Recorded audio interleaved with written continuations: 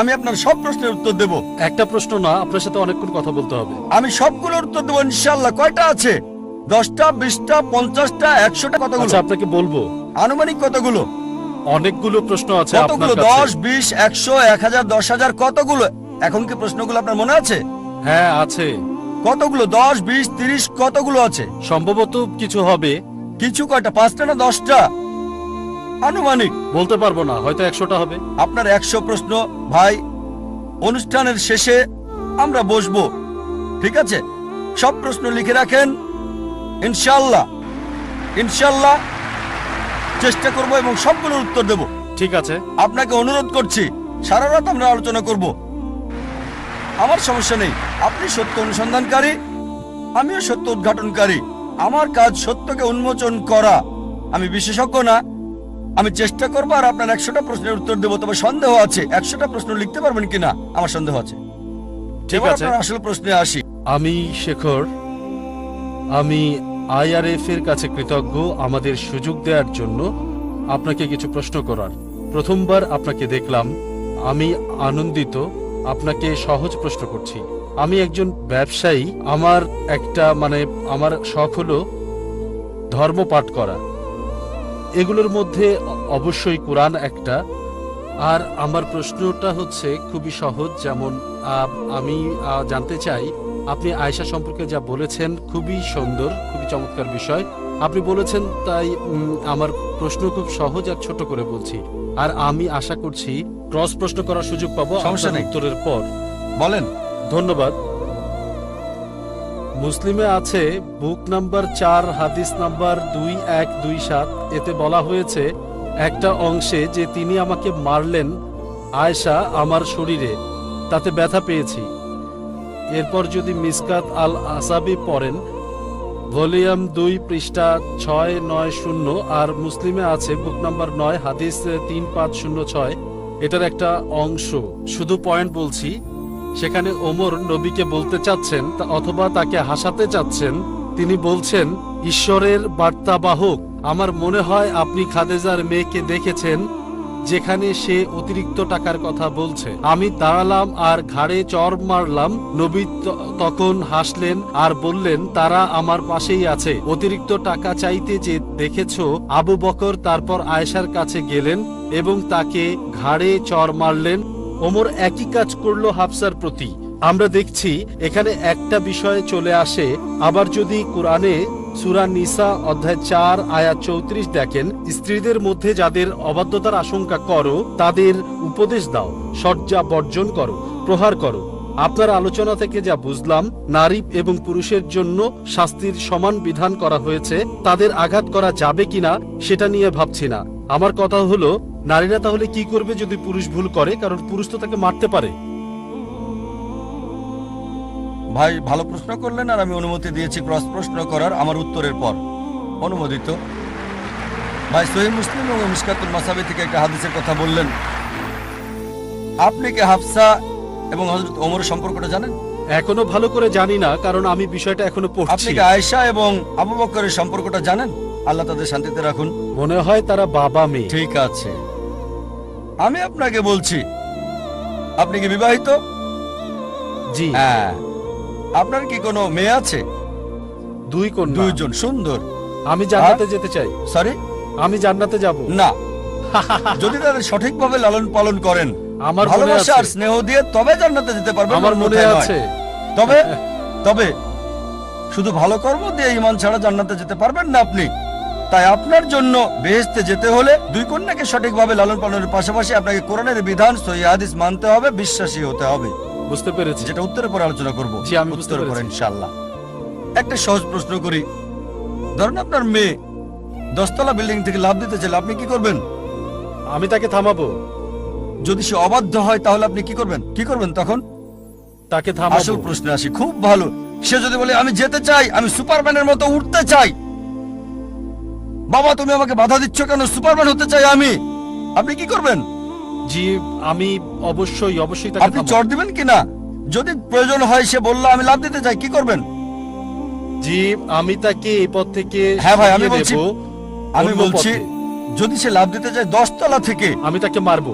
যদি দরকার হয় স্বাভাবিক ভাবে, না আপনি বলবেন না আরে বাবা না দরকার নেই, না না আমি লাভ দেবো বাবা, তুমি দেখো আমি কিভাবে উঠছি, আমি উঠতে চাই, দিলেন একটা চড়। অনেক ক্ষেত্রে বাবাকে নিষ্ঠুর হতে হয়। জি।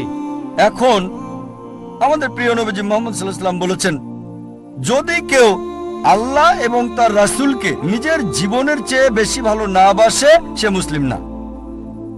যদি কেউ আল্লাহ এবং তার রাসূলকে নিজের জীবনের চেয়ে বেশি ভালো না বাসে সে মুসলিম না। সুতরাং অনেক ক্ষেত্রে যা হয়েছে, মাঝে মাঝে তারা তাদের স্বামীদের প্রতি উদাসীন ছিলেন, স্বাভাবিক স্বামী নন নবী মুহাম্মদ সাল্লাল্লাহু আলাইহি সাল্লাম। অনেক সময়, একবার নয়, অনেক ক্ষেত্রে যেখানে হযরত ওমর রাদিয়াল্লাহু আনহু এবং হযরত আবু বকর রাদিয়াল্লাহু আনহু যখন তারা জানলেন যে একজন স্ত্রী নবীজিকে কষ্ট দিয়েছেন, তারা নবীজির শ্বশুর ছিলেন কিন্তু তারা নবীজিকে ভালোবাসতেন, শুধু নিজের কন্যার চেয়ে বেশি না, নবীজিকে ভালোবাসতেন নিজের জীবনের চেয়েও বেশি। অনেক সময় দেখা গেছে যে আপনিও উল্লেখ করেছেন, আমি জানি না আপনি কোন ঘটনার কথা বলছেন, তারা জানলেন যে তাদের কন্যা আল্লাহর নবীকে কষ্ট দিয়েছে। কত বড় সাহস! যেহেতু তারা বাবা, তারা চড় মারতে পারেন, আপনি আমি পারবো না। আমাদের জন্য তারা উম্মাতুল মুমিনিন, তারা বিশ্বাসীদের মাতা, তারপরও তারা ছিলেন মানুষ।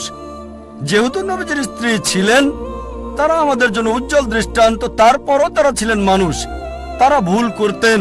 যেমনটা কারি তেলাওয়াত করেছেন সূরা নিসা অধ্যায় 4:32, তারা সমান অধিকার চায়। আরেকটা আয়াত আছে সূরা আহজাব অধ্যায় 33, যেখানে নবীজির স্ত্রীগণ নবীজিকে বলছেন, কেন আমাদেরকে দুনিয়ার বিলাসিতা দেন না? তারা আপত্তি করলো, কেন আমরা এমন দারিদ্রতার মধ্যে জীবনযাপন করছি? আল্লাহ আয়াত নাযিল করলেন, যদি তোমরা দুনিয়ার জীবন চাও আমি তা তোমাদের দেব, তবে তোমরা জান্নাত পাবে না। কোরআনের এই আয়াত বলছে আমি তোমাদের মুক্ত করে দেব, তার মানে যদি তোমরা চাও আমি তোমাদের মুক্ত করে দেব। এমন না যে ডিভোর্স দিয়েছিলেন, তোমরা এই পৃথিবীর বিলাসিতা পেতে পারো তবে আখিরাতে জান্নাত পাবে না। তারপর নবীজির স্ত্রীগণ অনুতপ্ত হলেন আর ক্ষমা চাইলেন, আল্লাহ তাদের ক্ষমা করলেন। সুতরাং এখানেও এটার প্রসঙ্গ রয়েছে। আর উপর থেকে লাভ দেওয়ার চেয়ে নবীজির বিরুদ্ধে যাওয়া আরো খারাপ। উপর থেকে লাভ দিলে আপনার মেয়ে মারা যাবে, এইটুকুই ঠিক, কিন্তু নবীজির বিরুদ্ধে যাওয়া আরো খারাপ। উত্তরটা পেয়েছেন? স্যার, আমার প্রশ্ন এখনো রয়ে গেছে, আমি আপনার কথা আমি বুঝতে উত্তর পারছি। এখনো শেষ করিনি, ঠিক আছে আপনি প্রশ্ন করেন, সমস্যা নেই। আমার প্রশ্নটা খুবই সাধারণ। আমি এখনো উত্তরটা শেষ করিনি ভাই। ঠিক আছে। আপনার প্রশ্ন ছিল দুটো অংশে, তারপর আপনি কোরআনের আয়াতের উদ্ধৃতি দিলেন সূরা নিসা অধ্যায় 4:34, তারপর বললেন স্ত্রীকে আঘাত করার কথা। আমি শেষ করতে জাকির উত্তরটা, তা না হলে আপনি বলবেন জাকির অর্ধেক উত্তর দিয়েছে। আমি আপনার একটা অংশের উত্তর দিয়েছি। এরপর দ্বিতীয় অংশ হলো সূরা নিসা অধ্যায় 4:34, ঠিক পরের আয়াতটা যেটা কারি তেলাওয়াত করেছেন, তাতে বলা হয়েছে الرجال قوامون على النساء পুরুষ হলো নারীদের রক্ষাকারী। আয়াতটা বলছে যদি তারা অবাধ্য হয়, তারা অনুগত না হয়, তাহলে কথা বলবে না, তারপর শয্যা ত্যাগ করো। তবে তারপর আরবি শব্দ দারাবা, অর্থাৎ মৃদু প্রহার, তার মানে তাকে হালকা প্রহার করো, দারাবা। ইবনে আব্বাস রাদিয়াল্লাহু আনহু বলেছেন, যখন স্ত্রীকে আঘাত করবে মুখে আঘাত করবে না, পয়েন্ট নাম্বার 1। পয়েন্ট নাম্বার 2, যখন স্ত্রীকে আঘাত করবে শরীরে যেন দাগ না পড়ে। আর তিনি উদাহরণ দিলেন মেসওয়াক দিয়ে আঘাত করার। মেসওয়াক মানে টুথব্রাশ। আর এখন আমি বলবো রুমাল দিয়ে আঘাতের কথা। যদি আপনার স্ত্রীকে রুমাল দিয়ে আঘাত করেন, এটা রূপক, এটা প্রহার করা না। প্রহার করা ইসলামে অনুমোদিত নয়। স্ত্রীকে প্রহার করা মানে মুখে আঘাত করা, এত জোরে আঘাত করা যাতে শরীরে চিহ্ন থেকে যায়, আর 1 সপ্তাহ বা 2 সপ্তাহ সেটা তার মনে থাকবে। ইসলামে এভাবে স্ত্রীকে প্রহার করা নিষিদ্ধ। দারাবা হলো মৃদুভাবে আঘাত করা, তার মানে প্রথমে বলো ভুলের কথা, উপদেশ দাও, শয্যা ত্যাগ করো, সংকেত দাও, শেষ সংকেত মৃদুভাবে প্রহার করো। এখন যা বললাম, যে কোনো অপরাধের জন্য শাস্তি একই। শাস্তি একই। মৃদুভাবে আঘাত করাটা শাস্তি না, সতর্ক করা। আপনি কি উল্টোটা করবেন? মেয়ে কি বাবাকে মারতে পারে? আপনার মেয়ে যদি চড় মারে আপনি পছন্দ করবেন না। কেন? সমান। কারণ হচ্ছে, আগে শেষ করতে দেন। আপনি সমতার কথা বলছেন, মেয়ে আপনাকে চড় মারলে আপনি পছন্দ করবেন না। না। আচ্ছা ধরেন এমন সময় আসলো যখন আপনি বৃদ্ধ হবেন আর আপনি লাভ দিতে চাইলে মেয়ে আপনাকে চড় মারলো, সেটা মানায় না, ঠিক? যদিও আপনি বলছেন না, আমি আপনার সাথে একমত। আমি বুঝতে আমি আপনাকে পারছি। সাহায্য করছি, আপনি বুঝছেন কিন্তু আমার কথা বুঝছেন না। না, আমি আমি বুঝতে আপনাকে পারছি। সাহায্য করছি। ধরেন বয়সকালে আপনি পাগল হয়ে গেলেন, 10 তলা থেকে লাফ দিতে চান, আপনার মেয়ে বলছে বাবা এটা করো না, এটা করো না বাবা, সে হয়তো আপনাকে চড় মারবে, সে তো ভালোর জন্য করছে, সমস্যা নেই, ঠিক আছে। আর এখানে একজন স্বামী সতর্ক করছে স্ত্রীকে, যদি স্ত্রী ঠিক না হয় তাহলে অবস্থাটা কি হবে চিন্তা করেন। ধরেন বড় কেউ, বিশাল বডি বিল্ডার কেউ আসলো আর আপনার সঙ্গে ঠাট্টা করলো, দুর্বল কেউ আসলে আপনি হয়তো তাকে মারবেন, বিদ্রুপকারীকে। আর্নল্ড শোয়ার্জনিগার এসে আপনাকে কিছু বললো, আপনি কি তাকে মারতে পারবেন? না, তাকে আঘাত করবেন না। যদিও আপনার শক্তি আছে, শোয়ার্জনিগারের ক্ষেত্রে না। কেন? একইভাবে যেহেতু আল্লাহ বলেছেন আগের আয়াতে পুরুষকে বেশি শক্তি দেওয়া হয়েছে নারীদের তুলনায়, তাই একটা শারীরিক সংকেত, রূপক সংকেত একজন পুরুষ একজন নারীকে দিতে পারে, কিন্তু নারী দিতে পারে না, একজন নারী পারে না। অন্য কিছু সে করতে পারে। যেমন যেমন ধরেন যদি সে বাড়িতে রান্না করতে চায়, তখন স্বামীর দায়িত্ব হচ্ছে বাজারে যাওয়া। রান্না করতে সে নাও পারে, বাজারে না গেলে আমি রান্না করবো না, সে আপত্তি করতে পারে, ঠিক আছে, বলতে পারে রান্না করব না, এটা তার এখতিয়ার। আবার ধরেন একটা উদাহরণ, স্বামী নামাজ পড়ছে না, নামাজ পড়া অতি জরুরি, সে প্রথমে সুন্দরভাবে আপত্তি জানাতে পারে, সে বলল প্রিয় স্বামী নামাজ পড়ো, তারপর সে কিছুটা রাগের সাথে বলতে পারে সমস্যা নেই। স্বামীর সাথে রাগান্বিত হতে কোনো সমস্যা নেই যদি তা আল্লাহ এবং রাসূলের খাতিরে হয়, তবে শারীরিক শাস্তি না, সেটা করা যাবে না। যদি শারীরিক শাস্তি দেন তাহলে বিশৃঙ্খলা হবে, শান্তি আসবে না। চিন্তা করেন স্ত্রী আপনাকে চড় মারছে, আপনি কি ছেড়ে দেবেন? হয়তো বললেন ঠিক আছে। সুতরাং বোঝা গেল এটা রূপকার্থে আঘাত। পশ্চিমা মিডিয়া কি করছে, তারা এটাকে স্ত্রী প্রহার হিসেবে তুলে ধরছে। স্ত্রী অত্যাচারিত কোথায়? কোনো হাদিস নেই। এ কারণে ইসলাম সবচেয়ে ভালো জীবন বিধান, কিভাবে জীবনযাপন করতে হবে স্ত্রীদের সাথে সেটা শিখিয়ে দেয়। আশা করি উত্তরটা পেয়েছেন। যদি পাল্টা প্রশ্ন থাকে তাহলে আপনি করতে পারেন। হ্যাঁ, আসলে দুইটা বিষয়। প্রাথমিকভাবে একটা বিষয় হলো, আপনি বললেন যে দারাবা, যার অর্থ মূলত ট্যাপিং, হ্যান্ড ওয়ার্ক ডিকশনারি থেকে যা বুঝতে পেরেছি, এটা এসেছে ইদ্রিব থেকে। যদি দেখেন আরবি শব্দটা দুইভাবে ব্যবহৃত হয়েছে। প্রথম, কবিতায় আঘাত করা, যেটা ইদ্রিব, যে শব্দটা দারাবা থেকে এসেছে। প্রথমটা কবিতায় আঘাত করা, দ্বিতীয়টা পবিত্র কোরআনে 12 বার ব্যবহৃত হয়েছে। আঘাত করা কি বললেন? আঘাত আঘাত আঘাত করা, কবিতা রচনা করা বা কবিতা রচনা করা। কবিতা রচনা করা কাব্যিকভাবে। দ্বিতীয় অংশ শারীরিকভাবে আঘাত করা, এটা আছে সূরা 8 আয়াত 12, যেখানে এটা ফেরেশতার ব্যাপারে মাথা মোড়ানো, তাদের আঙুলের নখ কাটা, একই শব্দ ব্যবহৃত হয়েছে। তাহলে কিভাবে একই শব্দ হালকা হিসেবে ব্যবহৃত হতে পারে? আবার অন্যদিকে খুব ভালো প্রশ্ন। দ্বিতীয় অংশ, খুব ভালো প্রশ্ন, খুবই ভালো। দ্বিতীয় অংশ হলো, যদি সহি বুখারীতে ফিরে যাই, ভলিউম 7 হাদিস 715, আবার সম্মানিত, আসলে সেই সম্মানিত মহিলা আয়েশা বড় বিশেষজ্ঞ, আমি তার সম্পর্কে পড়েছি। আয়েশা বর্ণনা করেছেন যে একজন মহিলা সবুজ বোরখা পরা এবং তার কাছে অভিযোগ করলেন, অর্থাৎ আয়েশার কাছে, আর তাকে চামড়ায় আঘাতের দাগ দেখালেন। আর সেই সময় রীতি ছিল মহিলাদের মধ্যে একজন আরেকজনকে সাহায্য করে, মানে যখন আঘাত পায় তখন একজন আরেকজনকে সাহায্য করে।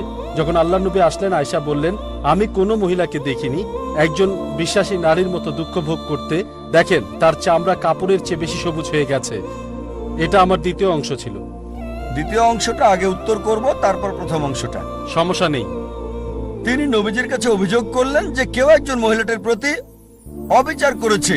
এর মানে এই নয় যে নবীজি তা সমর্থন করছেন। কেউ যদি অবিচার করে, আপনি অন্য হাদিসগুলো দেখেন, নবীজি তার ন্যায় বিচার করেছেন। তাহলে এটা না যে কেউ মহিলাটিকে আঘাত করলো আর নবীজি সেটা সমর্থন করেছেন, ঠিক? তিনি শুধু নবীজিকে জানাচ্ছেন হয়তো মহিলার প্রতি অবিচার করা হয়েছে, এটাই।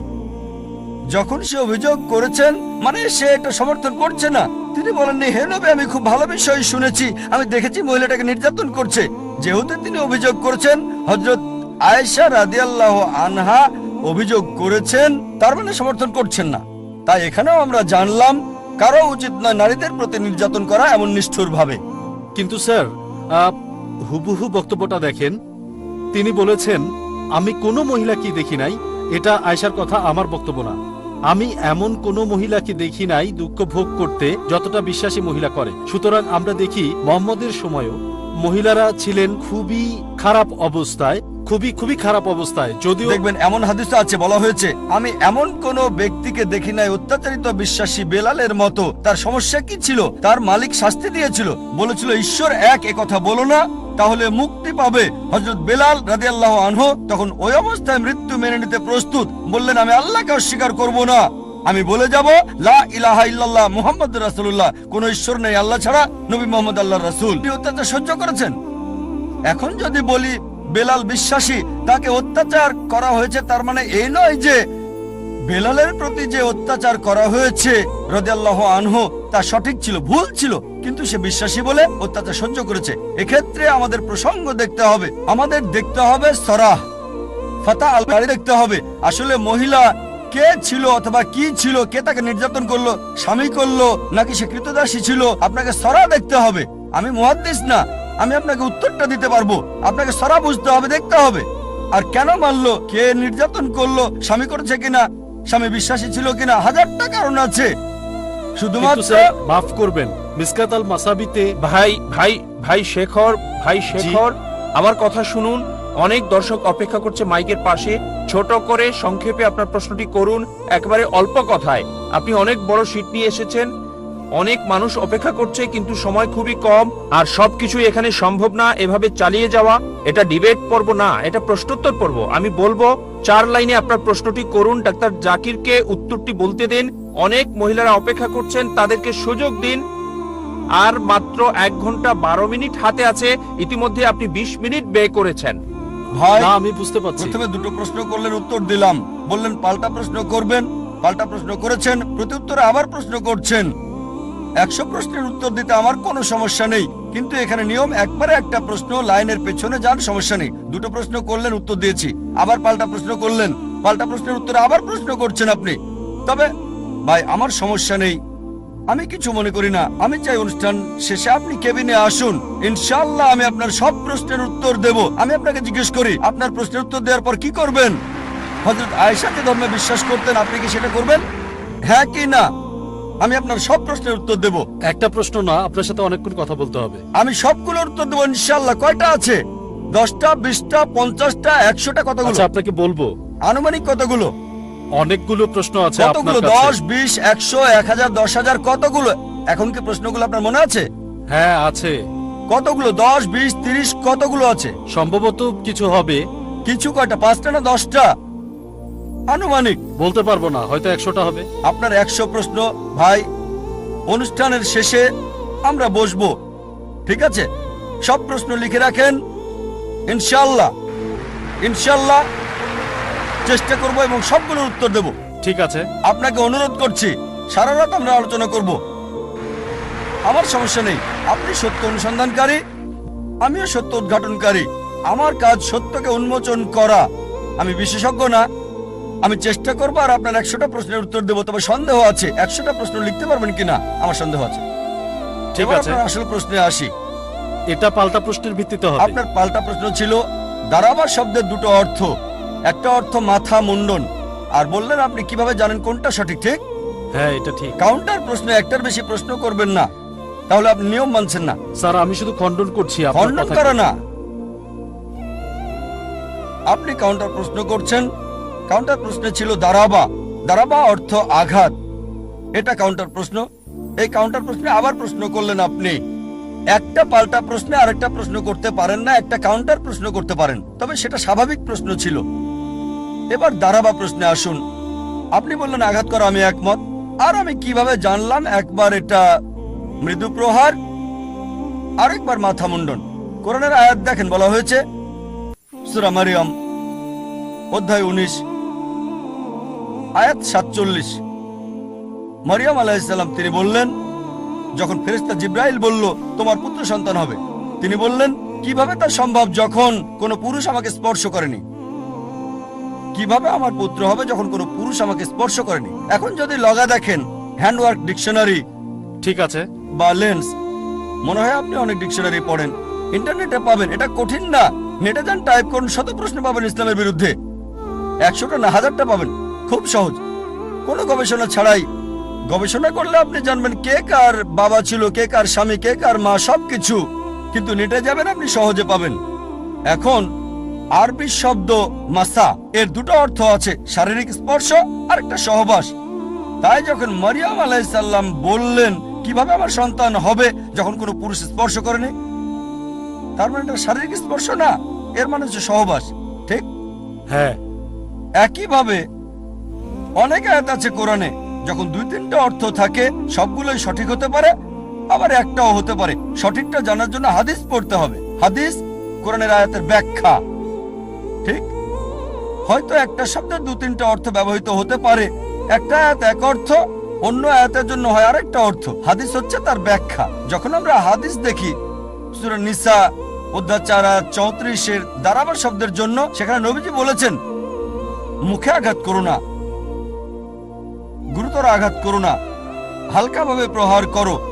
আমি উত্তরটা বলেছি, কিন্তু আপনি হাতের নোটে বেশি মনোযোগ দিয়েছিলেন, এই কারণে উত্তরটা ভুলে গেছেন। যদি আমার উত্তরটা শুনতেন, বলেছি 2-3টা অর্থ থাকলে সবগুলো সঠিক হতে পারে, একটা সঠিক হতে পারে, দুটো সঠিক হতে পারে, 3টাও সঠিক হতে পারে। এজন্য আপনাকে হাদিসে ফিরে যেতে হবে। কোরআন বলছে আতিউল্লাহ আতিউর রাসূল। আল্লাহ এবং রাসূলকে মান্য করো। তাই 2-3টা অর্থ দেখলে হাদিসে ফিরে যেতে হবে, আর দেখতে হবে নবীজি শব্দটা দিয়ে কি বোঝাতে চেয়েছেন। তাই যখন এটা বলছে তাদেরকে শাস্তি দাও, এখানে হালকাভাবে আঘাত করা। আর এজন্যই আপনাকে সহযোগী বই কোরআনের ব্যাখ্যা হাদিস জানতে হবে। সহিহ হাদিস ছাড়া আপনি বুঝতে পারবেন না ইসলাম। নবী এর মানে বলেছেন হালকা প্রহার করো, টুথব্রাশ দিয়ে আঘাতের মতো, মুখে আঘাত করবে না, শরীরে দাগ হওয়ার মতো আঘাত করবে না, এই পথ নির্দেশ দিয়েছেন রাসূল।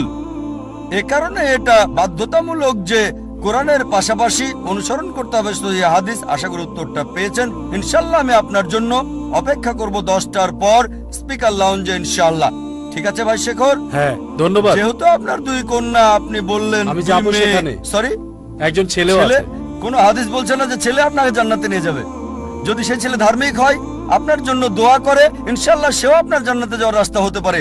আমার কথা হলো, আমি বলবো যে ভালো কাজ করার পাশাপাশি আপনাকে বিশ্বাসী হতে হবে, কারণ ঈমান হলো জান্নাতে যাওয়ার গুরুত্বপূর্ণ বৈশিষ্ট্য। যেহেতু আপনি জান্নাতে যাওয়ার বিষয়ে কথা বলছেন, ইনশাআল্লাহ আমি আল্লাহ সুবহানাহু ওয়া তাআলার কাছে দোয়া করছি তিনি যেন আপনাকে জান্নাতে যাওয়ার রাস্তা করে দেন, ইনশাআল্লাহ। ধন্যবাদ। আমার নাম লি, আমি একজন ছাত্র। আপনি আপনার লেকচারে বললেন যে যীশু খ্রিস্ট মুসলিম ছিলেন কারণ তিনি ঈশ্বরের কাছে আত্মসমর্পণ করেছেন। আমরা জানি যে যীশু খ্রিস্ট মদ পান করেছিলেন, 5 ওয়াক্ত নামাজ পড়েননি, তিনি শুধুমাত্র আল্লাহর কাছে আত্মসমর্পণ করেছিলেন। তাহলে সেই একই যুক্তি দিয়ে আমি বলতে পারি আহলে কিতাবীদের যে কেউ, খ্রিস্টান বা ইহুদি, এরা আসলে মুসলিম, কারণ তারাও আল্লাহর কাছে নিজের ইচ্ছাকে সমর্পণ করেছে।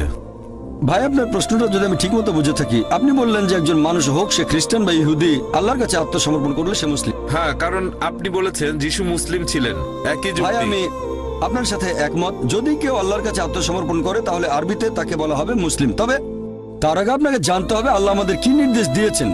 যদি অন্য কিছু ভেবে থাকেন, যদি এমন ধর্মগ্রন্থ পড়েন যেটা আল্লাহর বাণী নয়, আর মনে করেন আমি আল্লাহর কাছে আত্মসমর্পণ করেছি, এমন ধর্মগ্রন্থ মেনে চলছেন যেটা আল্লাহর বাণী নয়, তাহলে আপনি সত্যিকারের মুসলিম নন। তাহলে প্রথমে আপনাকে দেখতে হবে আল্লাহ আমাদের কি নির্দেশ দিয়েছেন। আপনি যদি পৃথিবীর প্রধান প্রধান ধর্মগ্রন্থগুলো পড়ে তুলনা করেন, তাহলে আপনি দেখবেন সেই সাথে ব্যবহার করবেন যুক্তি আর বিজ্ঞান। একমাত্র যে ধর্মগ্রন্থটা পরীক্ষায় পাশ করবে এই সর্বশেষ আর চূড়ান্ত টেস্টামেন্ট। যদি ওল্ড টেস্টামেন্ট আর নিউ টেস্টামেন্ট বলে কিছু থেকে থাকে, তাহলে এটা হল লাস্ট টেস্টামেন্ট। এখন যদি আপনি সত্যি আল্লাহর কাছে আত্মসমর্পণ করতে চান, প্রথমে আপনাকে বুঝতে হবে যে সত্যিকারের আল্লাহ কে, তিনি আমাদের কি নির্দেশ দিয়েছেন, এরপর আপনি তার কাছে আত্মসমর্পণ করবেন। সেজন্য আমি কথাটা এইভাবে বলি, সত্যিকারের মুসলিম হলো সেই লোক যে আল্লাহ তাআলার নির্দেশগুলো মেনে চলে। এখন যীশু খ্রিস্ট বা ঈসা আলাইহিস সালাম ছিলেন আল্লাহ তাআলার রাসূল, তার উপর ওহী নাজিল হয়েছিল, অবশ্যই তিনি আল্লাহর ইচ্ছা পূরণ করেছেন। এখনকার দিনেও যদি একজন খ্রিস্টান, ধরে নেন আজকের লেকচারের যে বিষয়টা, অন্তত আসেন সেগুলো আমরা মেনে চলি যেগুলো আপনাদের আর আমাদের ধর্মগ্রন্থে এক। ধরেন আপনি বললেন বাইবেল ঈশ্বরের বাণী, আমি বললাম কোরআন আল্লাহ তাআলার বাণী। তাহলে আসেন অন্তত কমন জিনিসগুলো আমরা মেনে চলি, পার্থক্যগুলো একপাশে রেখে দিই। আপনাদের বাইবেল বলছে এক ঈশ্বরে বিশ্বাস করো। আপনি যদি ট্রিনিটিতে বিশ্বাস করেন তাহলে বাইবেলের বিরুদ্ধে যাচ্ছেন। ট্রিনিটি শব্দটা বাইবেলের কোথাও বলা নেই, তবে শব্দটা কোরআনে আছে। পবিত্র কোরআনে সূরা নিসা অধ্যায় 4 আয়াত নম্বর 171, ওয়ালা তাকুলু সালাসা। তোমরা 3 বলো না। যদি আপনি ট্রিনিটি বিশ্বাস করেন তাহলে বাইবেলের বিরুদ্ধে যাচ্ছেন। এরপর বাইবেলে আরো আছে যে তোমরা মূর্তি পূজা করবে না। বাইবেল বলছে তোমরা সর্বশেষ আর চূড়ান্ত নবীকে বিশ্বাস করবে। যীশু খ্রিস্ট নিজের মুখে বলেছেন, গসপেল অফ জন অধ্যায় 16 অনুচ্ছেদ 12 থেকে 14, তোমাদেরকে বলার মতো আমার অনেক কথা আছে, তোমরা সেগুলো এখন সহ্য করতে পারবে না। কারণ যখন সত্যের আত্মা আসবে সে তোমাদের সত্যের পথে নিয়ে যাবে। সে নিজে থেকে কিছু বলবে না, যে কথাগুলো শুনবে সেগুলোই বলবে। সে তোমাদের ভবিষ্যতের কথা বলবে, সে আমাকে মহিমান্বিত করবে। যদি আপনি সত্যিই বাইবেলের অনুসারী হন তাহলে সর্বশেষ আর চূড়ান্ত নবী মুহাম্মদ সাল্লাল্লাহু আলাইহি সাল্লামকে মেনে চলবেন। তার মানে পবিত্র কোরআন মেনে চলবেন আর আমাদের নবীর কথাগুলো। তাহলে যদি পবিত্র কোরআন আর নবীর কথাগুলো মেনে চলেন আপনি হবেন মুসলিম। আমি আমার লেকচারে বলেছি আসুন আমরা সেগুলো মেনে চলি যেটা কমন। পার্থক্যগুলো এ ব্যাপারে আমি আগেও বলেছি। আমি বাইবেলের কয়েকশো পরস্পর বিরোধী কথা নিয়ে লেকচার দিতে পারি, তবে সেটা করতে চাই না। একবার একজন একটা বই লিখেছিলেন আমেরিকাতে, ডক্টর উইলিয়াম ক্যাম্বেল, যে পবিত্র কোরআনে 30টা বৈজ্ঞানিক ভুল আছে। আমি শিকাগোতে গিয়ে তার সাথে বিতর্ক করলাম, তার সবগুলো অভিযোগ খণ্ডন করলাম। তারপর আমি বাইবেল থেকে 38টা বৈজ্ঞানিক ভুলের কথা বললাম, তিনি একটার উত্তর দিতে পারেননি। আমি এই ভুলগুলো আল্লাহ সুবহানাহু ওয়া তাআলার উপর চাপাতে পারি না। প্রথমে আমাদের দেখতে হবে কোন গ্রন্থটা আসলে আল্লাহর বাণী, তারপর সেটা মেনে চলবো। যদি আমি তর্কের খাতিরে এটা মেনেও নেই বাইবেল হচ্ছে আল্লাহর বাণী, সেক্ষেত্রেও আপনি মেনে চলবেন সর্বশেষ আর চূড়ান্ত নবী মুহাম্মদ সাল্লাল্লাহু আলাইহি সাল্লামকে। আসেন দুটো ধর্মগ্রন্থে যেগুলো কমন সেটা মেনে চলি, আর আজকে থেকে শুরু করে এইগুলো মেনে চলা, কমন জিনিসগুলো মানবো। আশা করি উত্তরটা পেয়েছেন। আমার নাম পাস্কেল, আমি একজন শিক্ষক, আমি একজন খ্রিস্টান। আপনার কথাই বলছি। আপনি ইংরেজি অনুদিত গসপেলের সাথে একমত, যা আমরা খ্রিস্টানরা বিশ্বাস করি। আমি এগুলোর উদ্ধৃতি দিচ্ছি। 1 নম্বর, 4টি গসপেলে যখন যিশু দীক্ষা নিয়ে বেরিয়ে আসলেন, স্বর্গ থেকে একটা শব্দ হচ্ছিল, এ আমার প্রিয় পুত্র, আমি তার উপর সন্তুষ্ট, তাকে মানো। একইভাবে 2 নম্বরে আছে, মাউন্ট টাবুরে তাকে পবিত্র করা হলো, তার মুখমণ্ডল সূর্যের মতো দেখাচ্ছে, স্বর্গ থেকে শব্দ বেরিয়ে আসছে, এ আমার প্রিয় সন্তান, আমি তার উপর সন্তুষ্ট, তোমরা তার কথা শোনো। অনেক সময় তিনি শয়তানকে তাড়াতেন। তারা মানুষের কাছে এসে বলতো, হে ঈশ্বরের সন্তান, কেন আমাদের অত্যাচার করছো সময়ের আগে? আবার বড় যাজকের সামনে যাজক যখন তাকে বলল, মহাপ্রভুর শপথ তাকে বললাম, তুমি কি ঈশ্বরের পুত্র? তখন যিশু বলল, তুমি এটা বলছো। আর যাজক 5 নম্বর অনুচ্ছেদ বলছে, প্রধান যাজক যখন তারা যিশুকে অভিযুক্ত করলো, পিলোটের সামনে বলল, এই লোকটি বলছে সে ঈশ্বরের পুত্র, ধর্মমতে সে অভিশপ্ত, আর আমরা তাকে ক্রুশবিদ্ধ করতে চাই। পিলোট এটা জানতেন না, সেজন্য তারা যিশুকে ক্রুশে চড়াতে চাইলেন। তাহলে সে নিজেকে ঈশ্বরের পুত্র দাবি করেছিল, যদিও সে সরাসরি বলেনি আমি ঈশ্বরের পুত্র, পরোক্ষভাবে বলেছে। ধরুন আপনি ডাক্তার জাকির নায়েক, আপনি এমবিবিএস ডাক্তার, আর আপনি বললেন, হ্যাঁ ভাই আপনি বলেছেন, এর মানে এই নয় আপনি নিজে বলেছেন আমি ডাক্তার জাকির নায়েক এমবিবিএস। একইভাবে যদিও যিশু নিজে বলেননি আমি ঈশ্বরের পুত্র, তিনি সম্মতি দিয়েছেন, সম্ভবত ভদ্রতার খাতিরে তিনি বলেননি আমি ঈশ্বরের পুত্র। আবার আরেকটি উদাহরণ, ভাই আপনার প্রশ্ন ইতিমধ্যে 5টা অনুচ্ছেদের উদ্ধৃতি দিয়েছেন, কোনোটারই রেফারেন্স বলেননি। না না, আমি এটার জন্য প্রস্তুত না, তাই আর বলছি না। আমি রেফারেন্সটা বলে দেবো, কোনো সমস্যা নেই, আমি রেফারেন্সটা বলে দেবো, আপনাকে সাহায্য করবো ভাই, আমি আপনাকে সাহায্য করতে চাই ভাই, কোনো সমস্যা নেই। আপনার প্রশ্নটা কি? আপনি কি এই 5টা অনুচ্ছেদ বলে বোঝাতে যাচ্ছেন যিশু ঈশ্বর দাবি করেছিলেন? হ্যাঁ। ঠিক আছে, আমি উত্তর দিচ্ছি। আমার চ্যালেঞ্জ ছিল একটা মাত্র স্পষ্ট বক্তব্য বের করে দেখান পুরো বাইবেল থেকে, যেখানে যীশু খ্রিস্ট ভাই সাল্লাল্লাহু আলাইহি সাল্লাম নিজে বলেছেন আমি ঈশ্বর, অথবা বলেছেন আমার উপাসনা করো, আমি খ্রিস্টান ধর্ম গ্রহণ করতে প্রস্তুত। একটা মাত্র বক্তব্য দেখাতে পারেন নাই স্পষ্টভাবে বলা সম্পূর্ণ বাইবেল থেকে, যেখানে যীশু খ্রিস্ট ভাই সাল্লাল্লাহু আলাইহি সাল্লাম নিজে বলেছেন আমি ঈশ্বর অথবা আমার উপাসনা করো। এখানেই বাইবেল আছে। আর এটা কিং জেমস ভার্সন। যেহেতু আপনি একজন শিক্ষক, আপনি প্যাস্টরও হতে পারেন। আপনি কি প্যাস্টর? না না না, আমি একজন শিক্ষক। আমি খ্রিস্টান ধর্মের একজন প্রকৃত বিশ্বাসী। আছে। রেড লেটার নামে এক ধরনের বাইবেল আছে যেখানে যিশুর কথাগুলো লাল করা আছে। আপনি 5টি বিষয় উল্লেখ করেছেন, আর এগুলোকে 2 ভাগে ভাগ করা যায়। প্রথমে আপনি এলোমেলো উদ্ধৃতি দিলেন আর সঠিকভাবে উদ্ধৃতি দিলেন না। যা বলতে চেয়েছেন সেটা আছে গসপেল অফ জন 3 নম্বর অধ্যায় অনুচ্ছেদ 16 বলা আছে, ঈশ্বর পৃথিবীকে এত ভালোবাসলেন একমাত্র ওরসজাত সন্তানকে দিয়ে দিলেন। তোমাদের কেউ যদি তাকে বিশ্বাস করে তার মৃত্যু হবে না, চিরস্থায়ী জীবন পাবে। এটা 4 গসপেলেই নাই, এটা আছে গসপেল অফ জন 3 নম্বর অধ্যায় অনুচ্ছেদ 16। এগুলো লিখে রাখেন, পরে চেক করে দেখবেন। গসপেল অফ জন 3 নম্বর অধ্যায় অনুচ্ছেদ 16। ঈশ্বর পৃথিবীকে এত ভালোবাসলেন যে নিজের সন্তানকে উৎসর্গ করলেন। যে কেউ তার উপর বিশ্বাস করবে সে মরবে না, চিরস্থায়ী জীবন পাবে। আবার আপনি উদ্ধৃতি দিলেন 5ম বার শেষ দিকে যে যীশুখ্রিস্ট বলেছেন তিনি ছিলেন ঈশ্বরের সন্তান। আপনি বলেছেন, আপনি কি জানেন বাইবেলে ঈশ্বরের পুত্র এ কথাটা অসংখ্যবার বলা আছে। যদি আপনি বাইবেল পড়েন, আদম ছিলেন ঈশ্বরের পুত্র, আল্লাহ তাকে শান্তিতে রাখুন। ইব্রাহিম ছিলেন ঈশ্বরের পুত্র, ইসরাইল ছিলেন ঈশ্বরের পুত্র। আপনি যদি রোমান্স পড়েন 8 নম্বর অধ্যায়ে বলা আছে তারা সকলেই যারা ঈশ্বরের আত্মার দ্বারা পরিচালিত তারা সকলে ঈশ্বরের পুত্র। আপনি যদি ঈশ্বরের দূত হন আপনি ঈশ্বরের পুত্র।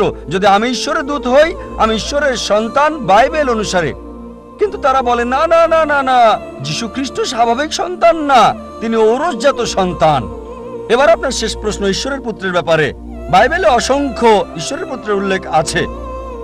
আদম ঈশ্বরের পুত্র, ইব্রাহিম ঈশ্বরের পুত্র, ইসরায়েল ঈশ্বরের পুত্র। যারা ঈশ্বরের আত্মার সাহায্যে পরিচালিত তারা ঈশ্বরের পুত্র। কিন্তু খ্রিস্টান মিশনারিরা বলে না না না, যীশুখ্রিস্ট স্বাভাবিক পুত্র না। আসুন আপনার প্রথম প্রশ্নে, তিনি ঈশ্বরের ঔরসজাত সন্তান। তারপর তারা বলে যা আপনি বলেননি, আমি আপনাকে সাহায্য করছি। গসপেল অফ জন 3 নম্বর অধ্যায় অনুচ্ছেদ 16। ঈশ্বরের পৃথিবীকে এত ভালোবাসলেন যে নিজের সন্তানকে উৎসর্গ করলেন।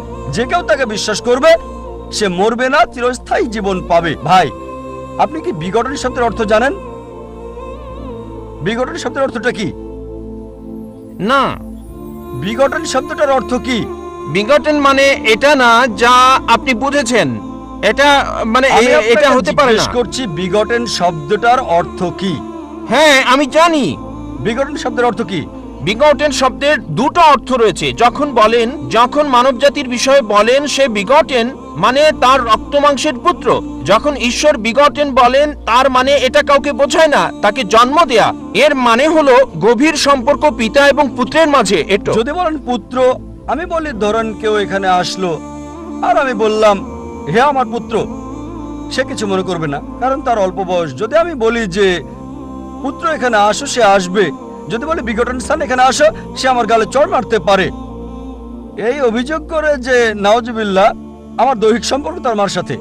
ঠিক যদি একটা ছোট বালককে বলি বিগটন সান, বা একটা যুবককে হতে পারে 23 বছরের, আমি 40-এরও বেশি, যদি বলি বিগটন সান এখানে আসো, সে হয়তো আমার গালে চড় মারতে পারে। কেন? বিগটন মানে ঈশ্বরের দ্বারা শায়ার, শায়ার মানে নিম্নজাতের প্রাণীর যৌন ক্রিয়া সম্পর্কিত। আর এ কারণে যদি আপনি রিভাইজড স্ট্যান্ডার্ড ভার্সন বাইবেলটা পড়েন, সংস্করণ করেছে 32 জন উচ্চ পদস্থ খ্রিস্টান পণ্ডিত, যাদের সমর্থন করেছে 50টি খ্রিস্টান চার্চ। তারা বলেছে বিগটন শব্দটি গসপেল অফ জন অধ্যায় 3 অনুচ্ছেদ 16 হচ্ছে অসার কথা, একটা মিশ্রণ, একটা প্রতারণা, এবং তারা এটাকে বাইবেল থেকে বাদ দিয়েছে। আপনি কি জানেন?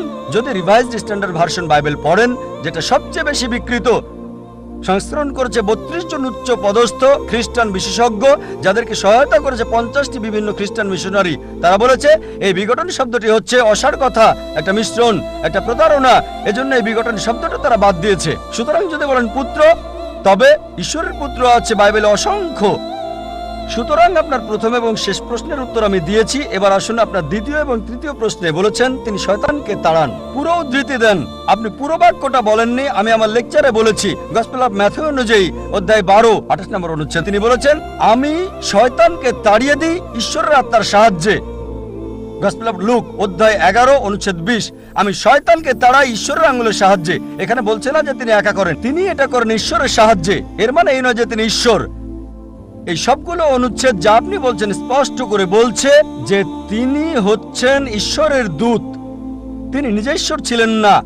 এ কারণে আমি চ্যালেঞ্জ করেছি আপনি পুরো বাইবেলে একটা মাত্র অনুচ্ছেদ দেখান যেখানে স্পষ্ট করে বলা যীশুখ্রিস্ট বা ঈসা আলাইহিস সালাম নিজে বলেছেন যে আমি ঈশ্বর, বা তিনি বলেছেন আমার উপাসনা করো, আমি খ্রিস্টান ধর্ম গ্রহণ করতে প্রস্তুত আছি। যিশু কোথাও কখনো বলেননি যে শুধু যদি আমি বলি পুত্র এখানে আসো, এর মানে এই নয় যে আমার ঔরসজাত সন্তান। ঠিক একইভাবে যদি আপনি আমাকে বলেন যে আমি আপনাকে ডাক্তার জাকির নায়েক বলে ডাকবো, ঠিক আর যদি আমি আপত্তি না করি যে না এটা সঠিক হতে পারে, ভুলও হতে পারে, লোকজন বলে ডাক্তার জাকির নায়েক একজন বিশেষজ্ঞ, আমি নিজেকে মনে করি না বিশেষজ্ঞ, আমি একজন জ্ঞানের ছাত্র হিসেবে নিজেকে চিন্তা করি। সুতরাং লোকজন আমাকে যদি বিশেষজ্ঞ বলে আর আমি নীরব থাকি, তার মানে এই নয় যে আমি গ্রহণ করছি। তারা আমাকে বিশেষজ্ঞ হিসেবে বিবেচনা করে, আমি নিজেকে বিবেচনা করি না। সবসময় নিজেকে জ্ঞানের একজন ছাত্র হিসেবে উল্লেখ করে থাকি, তালবে ইলম। সুতরাং আপনি বাইবেল থেকে যা উদ্ধৃতি করেছেন, বাইবেলের যেখান থেকে করেন রেড লেটার হতে হবে। রেড লেটার মানে যীশু খ্রিস্ট আলাইহিস সালামের কথা। একটা মাত্র বক্তব্য দেখান, স্পষ্ট অনুচ্ছেদ পরিষ্কার করে বলা পুরো বাইবেল থেকে, যেখানে যীশু খ্রিস্ট আলাইহিস সালাম নিজে বলেছেন যে আমি ঈশ্বর বা আমার উপাসনা করো, আমি খ্রিস্টান ধর্ম গ্রহণ করতে প্রস্তুত। আসসালামু আলাইকুম, আমার নাম আতিফ সুমার, আমি ছাত্র। আমার প্রশ্ন হলো, মূর্তি পূজা করার সময় হিন্দু বিশেষজ্ঞরা বলেন তারা সর্বশক্তিমান ঈশ্বরের উপাসনা করছেন, তবে এই মূর্তি হলো মনোযোগের জন্য। ইসলাম ধর্ম অনুযায়ী এটার কি অনুমতি আছে? ভাই, আপনি প্রশ্ন করলেন, হিন্দু বিশেষজ্ঞরা এটা মানেন যে মূর্তি পূজা করা ভুল, তবে ঈশ্বরের কাছে প্রার্থনা করার সময় মূর্তি রাখা হয় মনোযোগ দেওয়ার জন্য। তারা মানেন ঈশ্বরের প্রতি মূর্তি নেই, তবে মূর্তি হলো মনোযোগের জন্য। এটা সঠিক কিনা? এইসব হিন্দু বিশেষজ্ঞরা হিন্দু ধর্মগ্রন্থ পড়েছেন, আর এই বিশেষজ্ঞরা মানেন সর্বশক্ত ঈশ্বরের কোনো প্রতিমূর্তি নেই। তারা যেটা বলেন, যেসব মানুষ সচেতনতার নিচু স্তরে রয়েছে তাদের মনোযোগের জন্য মূর্তির প্রয়োজন হয়। যখন সচেতনতার উচ্চ স্তরে চলে যাবেন তখন মূর্তির প্রয়োজন হয় না। আমি এই পণ্ডিত আর বিশেষজ্ঞদের বলবো যে যেসব মানুষ সচেতনতার উঁচু স্তরে, তাদের মনোযোগের জন্য মূর্তি লাগে না। আমরা মুসলিমরা অলরেডি সেই উঁচু স্তরে পৌঁছে গেছি, আমাদের মনোযোগের জন্য মূর্তির প্রয়োজন হয় না। এছাড়া এক পণ্ডিত আমাকে বলেছিলেন, আমাদের শিশুদের সাথে কথা বলার সময় তাদেরকে সহজভাবে বোঝাতে হয়। যদি আপনার ছেলে জিজ্ঞেস করে বিদ্যুৎ কেন চমকায়, আপনি বলবেন যে ঠাকুরমা ওখানে চাক্কি পিষছে, বিদ্যুৎ চমকাচ্ছে কারণ ঠাকুরমা চাক্কি পিষছে, স্বর্গে বসে ঠাকুরমা ময়দা গুঁড়ো করছে। আমি বললাম, ইসলাম অনুযায়ী আমরা মিথ্যে বলতে পারি না, ঠাট্টা করেও না। যদি আমার ছেলেকে বলি বিদ্যুৎ চমকাচ্ছে কারণ ঠাকুরমা চাক্কি পিষছে, যখন সে স্কুলে যাবে তখন জানতে পারবে যে বিদ্যুৎ চমকানোর কারণ হচ্ছে গরম বাতাসের আয়তন বেড়ে যাওয়া। তখন সে এরকম ভাববে আমার বাবা মিথ্যেবাদী। আমাদের বুঝতে হবে যে আমরা সত্যি কথা বলবো। পণ্ডিত আর বিশেষজ্ঞরা বলেন যে নিচু স্তরে মনোযোগের জন্য মূর্তির প্রয়োজন, উঁচু স্তরে গেলে মূর্তির প্রয়োজন হয় না। যেমন আমরা ক্লাস 2তে যখন পড়ি তাহলে দরকার হয়, উঁচু স্তরে গেলে দরকার হয় না। আমি তাদের বলি, ধরেন আমি একজনকে অঙ্ক পড়াচ্ছি ক্লাস 2তে, যখন আমরা অঙ্ক পড়াই তখন বলি 2 যোগ 2 সমান 4। এখন 2 যোগ 2 সমান এটা ক্লাস 10-এ উঠলেও সেটা 4, গ্র্যাজুয়েশনেও 4, পিএইচডি করলেও সেটা 4ই থাকবে। কোন সাবজেক্টের মূল শিক্ষাটা একই রকম থাকে। 2 যোগ 2 সমান 4 হোক সেটা ক্লাস 2তে, ক্লাস 10-এ, গ্র্যাজুয়েশন অথবা পিএইচডিতে, ব্যাপারটা একেবারে পরিষ্কার। পবিত্র বেদে, হিন্দুদের ধর্মগ্রন্থে বলা হয়েছে যে ঈশ্বরের কোনো প্রতিমূর্তি নেই। এটাই মূল শিক্ষা। মূল জিনিসটাকে বদলাতে পারবেন না। কেউ যদি আমাকে বলে যে ক্লাস 2তে 2 যোগ 2 সমান 5, আপনি ছেলেকে বলবেন না চিন্তা করো না, ক্লাস 10-এ উঠলে তোমাকে বলবো 2 যোগ 2 সমান 4, আমি এখনই শুধরে দেব। তাই এটা সব হিন্দু বিশেষজ্ঞদের দায়িত্ব যে সাধারণ হিন্দুদের বলবেন হিন্দু ধর্মগ্রন্থ অনুযায়ী সর্বশক্ত ঈশ্বরের কোনো প্রতিমূর্তি নেই। এটাই মূল শিক্ষা। তাহলে একেবারে প্রাথমিক স্তরে বিশেষজ্ঞদের জানানো উচিত যে মূর্তি পূজা করা ভুল। আশা করি উত্তরটা পেয়েছেন। আমি অ্যান্টনি, আমি ফিলোসফির একজন ছাত্র। আপনার লেকচার থেকে আজকে যেটা শিখলাম যে সব ধর্মই বলে এমন সব কথা যেগুলো কমন, আর এমনকি মোহাম্মদও কমন, সব ধর্মেই আছে। কিন্তু পবিত্র কোরআনটা কোন দিক থেকে আলাদা? কোরআন এমন কি বলছে যেটা অন্য ধর্মে বলা নেই? যেমন ধরেন মোহাম্মদ, তার কথা সব ধর্মের বইতেই তো বলা হয়েছে। ভাই, খুব সুন্দর প্রশ্ন করেছেন। আপনি বললেন যেটা কমন সেটা মেনে চলতে। সব ধর্মগ্রন্থই বলে মুহাম্মদের কথা, আর কোরআনও বলছে মুহাম্মদের কথা। এখানে নতুন কি আছে? খুবই সুন্দর প্রশ্ন। অন্য সব ধর্মই বলে যে পরবর্তীতে একজন নবী পৃথিবীতে আসবেন, আর বাইবেলও বলছে। আপনি তো খ্রিস্টান, সম্ভবত আপনি পবিত্র বাইবেল পড়েছেন। গসপেল অফ জন 16 নম্বর অধ্যায়ের 12 নম্বর থেকে 14 অনুচ্ছেদে আছে, ঈসা আলাইহিস সালাম শিষ্যদের বলছেন, আমি তোমাদের অনেক কথা বলতে চাই, কিন্তু তোমরা এখন সেটা বুঝতে পারবে না, কারণ যখন সত্যের আত্মা তোমাদের সামনে আসবে সে তোমাদের সত্যের পথে নিয়ে যাবে। আর সে তার নিজের কথা বলবে না, যা শুনবে সে কথাগুলোই বলবে। সে তোমাদের ভবিষ্যতের কথা বলবে, সে আমাকে মহিমান্বিত করবে। তার মানে সব ধর্মগ্রন্থ, হিন্দু, পার্সি, বৌদ্ধ, ইহুদি, খ্রিস্টান সবাই বলছে একজন নবী পৃথিবীতে আসবেন, একজন নবী আসবেন। কিন্তু কোরআন বলছে ইনিই সেই নবী যার উপর কোরআন নাজিল হয়েছে। সেই নবী চলে এসেছেন। যখন আপনি ক্লাস 1-এ পড়ছেন, আপনার স্কুলে সবার উপরে ক্লাস 10, তারপর ক্লাস 2-তে উঠলেন, তখনও লক্ষ্য ক্লাস 10, তারপর ক্লাস 3-তে উঠলেন, তখনও ক্লাস 10ই লক্ষ্য। এখানে শুধু স্কুলের কথা বলছি। Class 5, class 6, class 7, class 8, class 9, তারপর ক্লাস 10-এ উঠলেন, তারপর এসএসসি পরীক্ষা দেবেন, ঠিক? তার মানে এই না যে ক্লাস 1 আর ক্লাস 10 এর পড়াশোনা এক।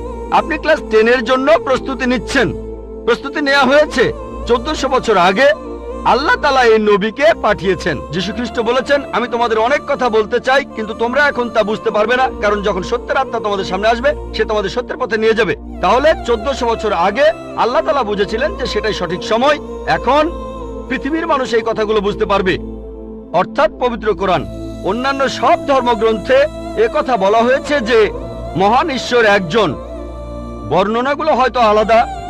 সব ধর্মগ্রন্থই বলছে এক স্রষ্টার কথা। আমরা মানব নবীদের আর চূড়ান্ত নবী মুহাম্মদ সাল্লাল্লাহু আলাইহি ওয়াসাল্লামকে। সারমর্মটা হচ্ছে একই, বর্ণনাগুলো হয়তো আলাদা। আর পবিত্র কোরআনে সূরা মাইদা 3 নম্বর আয়াতে বলা হয়েছে, আজ এই দিনে আমি তোমাদের দিন পূর্ণাঙ্গ করলাম, তোমাদের দিন মনোনীত করলাম ইসলাম, তোমাদের প্রতি আমার অনুগ্রহ সম্পূর্ণ করলাম পুরো মানুষ জাতির জন্য। পবিত্র কোরআন নাজিল হওয়ার পর নতুন কিছু যোগ করা যাবে না, কোনো কিছু বাদ দেওয়া যাবে না। আমি এই কথা আগেও বলেছি। আপনারা তো বলেন ওল্ড টেস্টামেন্ট আর নিউ টেস্টামেন্ট, পবিত্র কোরআন হলো লাস্ট টেস্টামেন্ট। তাহলে পার্থক্যটা হলো এই পবিত্র কোরআন হলো শেষ কিতাব, আল্লাহ তাআলার নাজিলকৃত লাস্ট টেস্টামেন্ট। আপনারা বলেন ওল্ড টেস্টামেন্ট আর নিউ টেস্টামেন্ট।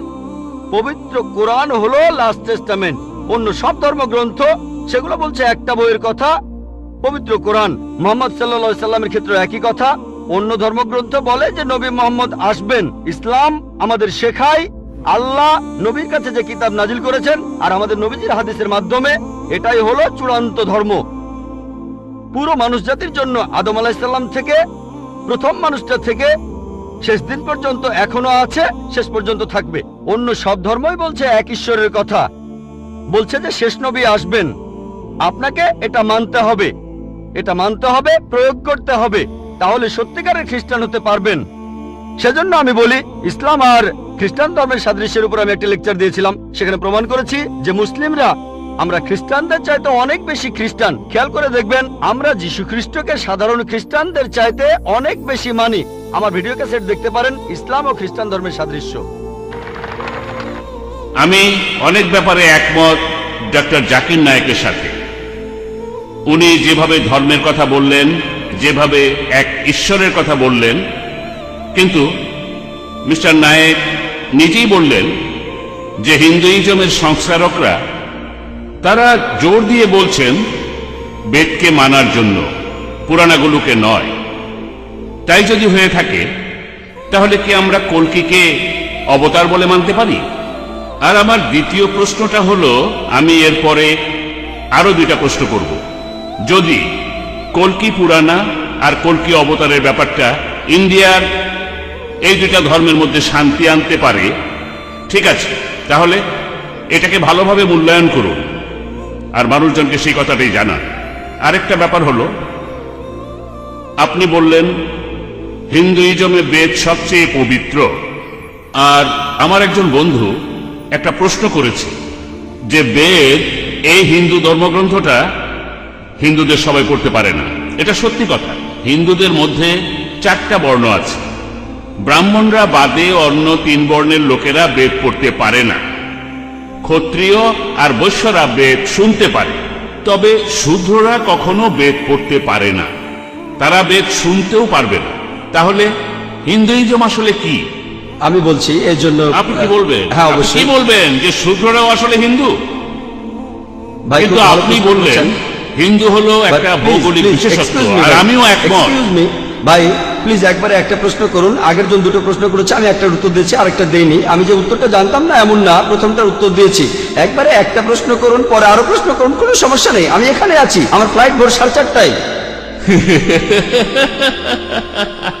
ওকে, একবারে একটা প্রশ্ন করুন, আমি উত্তর দেবো। যদি না জানি তাহলে বলবো উত্তরটা জানি না। আগের জন দুটো প্রশ্ন করেছিলেন, প্রথমটার উত্তর দিয়ে যখন বসে পড়লাম তখন আমার মনে হলো ভুলে গেছি আমি একজন মানুষ, কম্পিউটার নই। আচ্ছা আচ্ছা, ঠিক আছে। তাই আমি বসে পড়ার পর মনে পড়লো, ওহো, উত্তরটা দেওয়া হয়নি। এবার আপনার উত্তরটা দেই। আপনি প্রথমে যে প্রশ্নটা করেছেন, হিন্দু সংস্কারকরা বলেন পুরাণাকে মেনে চলো না, শুধু বেদকেই মেনে চলো। তাহলে আমি কল্কি পুরাণের উদ্ধৃতি দিলাম কেন?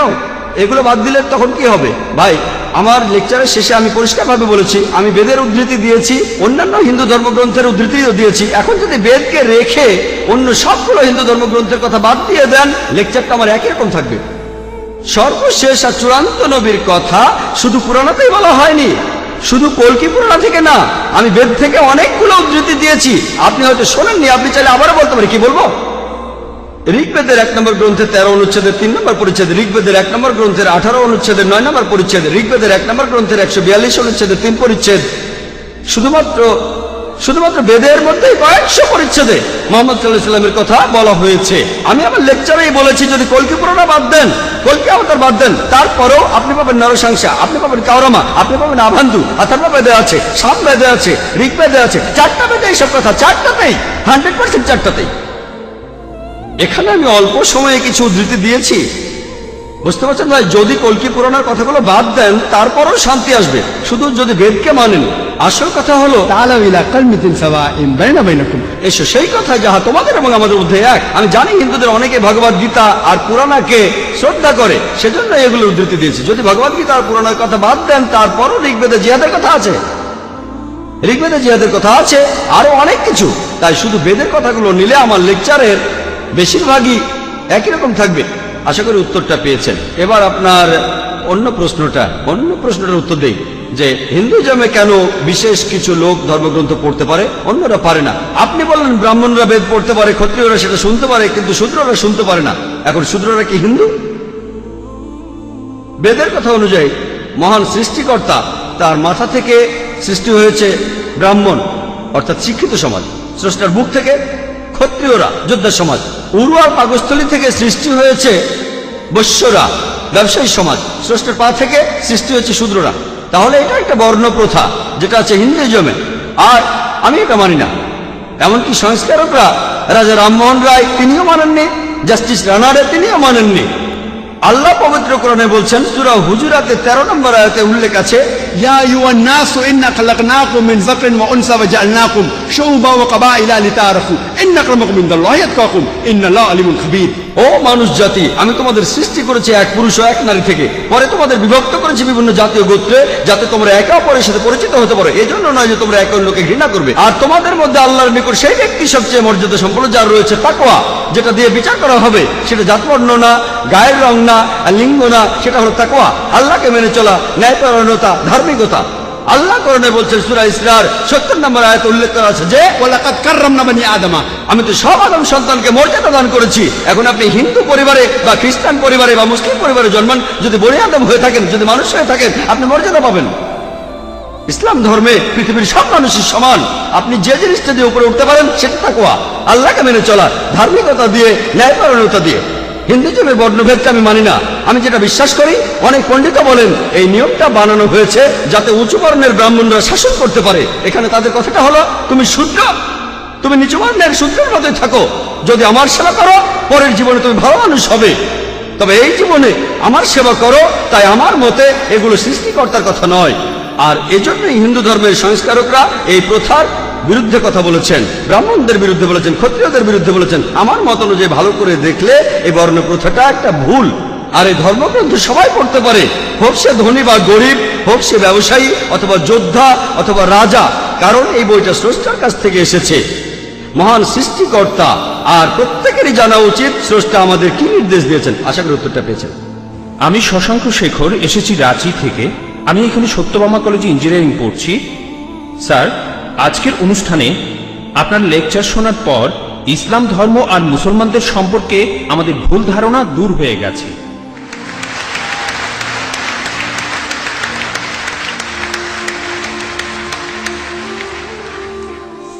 স্যার, আমি জম্মু আর কাশ্মীরে গিয়েছি, সেখানকার ভীতিকর অবস্থা দেখেছি। মানুষ সেখানে কষ্টে আছে মুসলমানদের সেই তথাকথিত জিহাদের কারণে।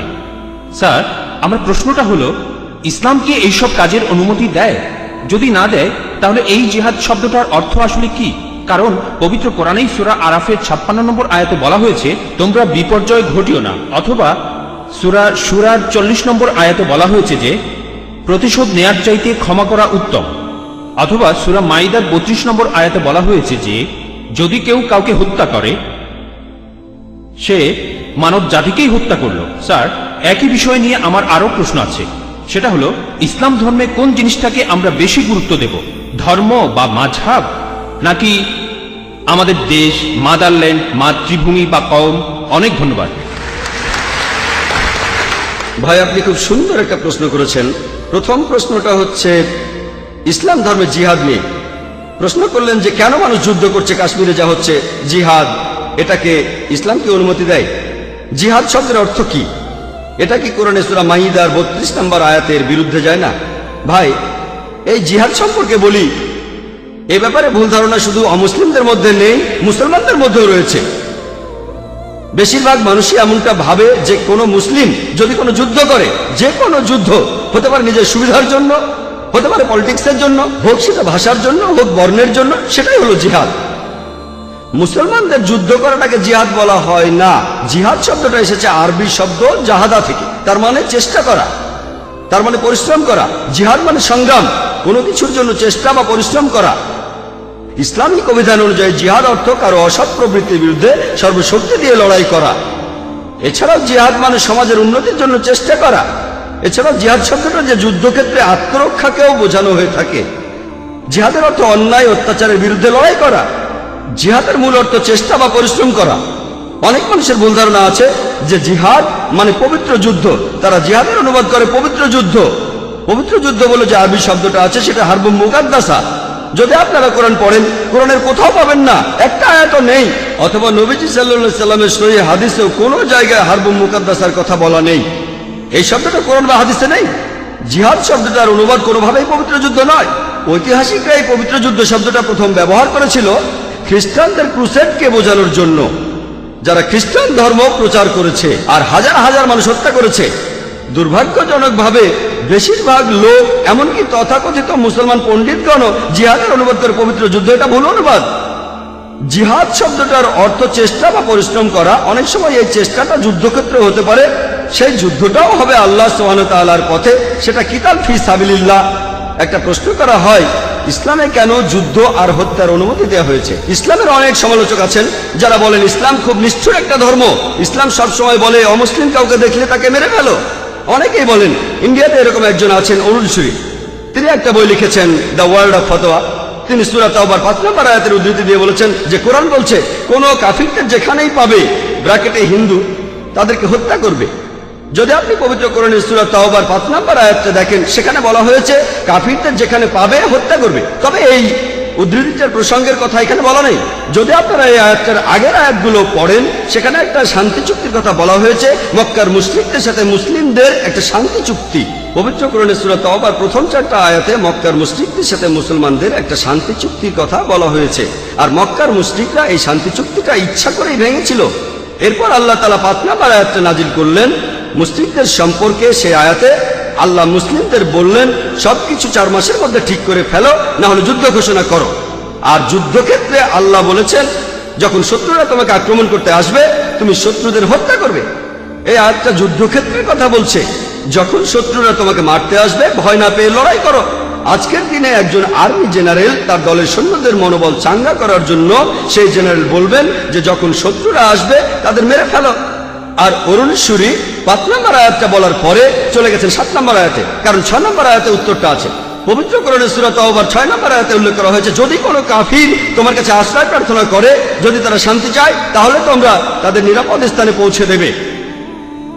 শত্রু যদি আশ্রয় প্রার্থনা করে, তাদের নিরাপদ স্থানে পৌঁছে দাও। আজকের দিনের সবচেয়ে ভালো আর্মি জেনারেল খুব বেশি হলে তার সৈন্যদের বলবেন যে শত্রুদের চলে যেতে দাও। এখানে আল্লাহ বলছেন তাদের শুধু ছেড়ে দিও না, তাদের কোনো নিরাপদ স্থানে পৌঁছে দাও। যখনই কোরআনে যুদ্ধের প্রসঙ্গে কথা থাকে, আরেকটা হলো সূরা আনফালের 60 নম্বর আয়াতে উল্লেখ আছে, তোমাদের শক্তি ও অশ্ববাহিনী প্রস্তুত রাখো, আর শত্রুদের আক্রমণ করো। পরের আয়াতে বলছে কিন্তু শত্রুরা যদি সন্ধি করতে চায় তুমিও সন্ধি করো। তাহলে যে আয়াতগুলোতে যুদ্ধের কথা বলা হয়েছে তার পরের আয়াতে বলছে যদি তারা শান্তি চায় শান্তিই ভালো। এখন আরেকটা প্রশ্ন, সূরা মাইদার 32 নম্বর আয়াতে কি বলছে বা সূরা নিসার 40 নম্বর আয়াতে কি বলছে যে যদি কোনো মানুষকে হত্যা করা হয় তাহলে সে যেন পুরো মানুষ জাতিকে হত্যা করলো। এটাই হলো ইসলামের আসল কথা।